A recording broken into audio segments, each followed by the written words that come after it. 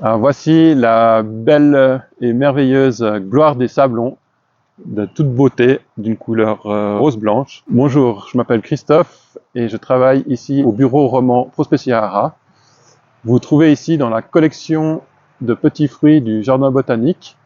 Il y a environ 50 variétés qui sont conservées dans cette collection.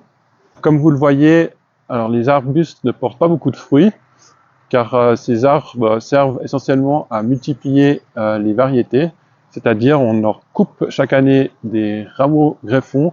Environ 200 boutures en fait, sont envoyées aux personnes intéressées chaque année.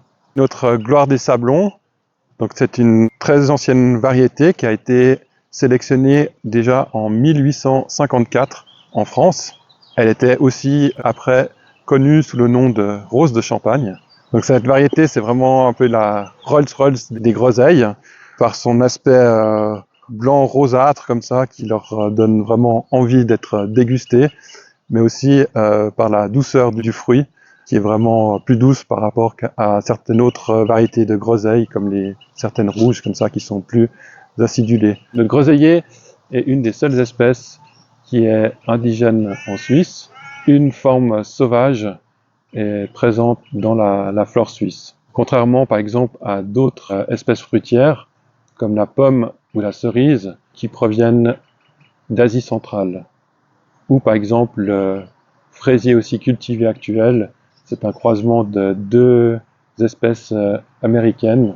Toutes les variétés proviennent du coup de cette espèce sauvage qu'on retrouve dans la nature. Donc l'homme, durant plusieurs milliers d'années, a domestiqué ces variétés pour créer ce grand pool génétique de variétés qu'on conserve au sein de Prospeciaria pour aussi garantir la sécurité alimentaire de demain, mais aussi offrir beaucoup de diversité dans les assiettes.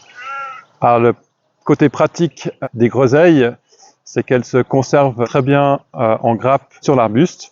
Donc vous pouvez étaler vos récoltes sur 1 ou 2 semaines, récolter quelques fruits et laisser les autres mûrir encore plus longtemps. Donc elles se conserveront mieux sur l'arbuste que si vous les mettez au frigo ou bien dans une corbeille. Pour les amatrices et amateurs de confiture, donc, comme le taux de pectine diminue en fonction de la maturité, je vous conseille donc d'utiliser les fruits récoltés assez tôt pour faire vos confitures. Comme ça, vous n'aurez pas besoin d'autres éléments pour lier votre confiture. Par contre, après, voilà, les fruits vont venir à maturité et seront très très bons à utiliser comme fruits de table. Voilà, donc bon appétit!